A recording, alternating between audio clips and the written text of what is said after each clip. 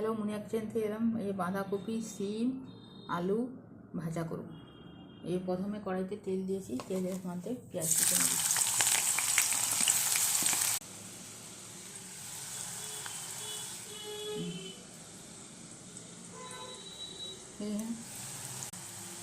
পেঁয়াজ কুচানোটা দিয়েছি, এবারে রসুন আর লঙ্কা কুচানোটা দিচ্ছি।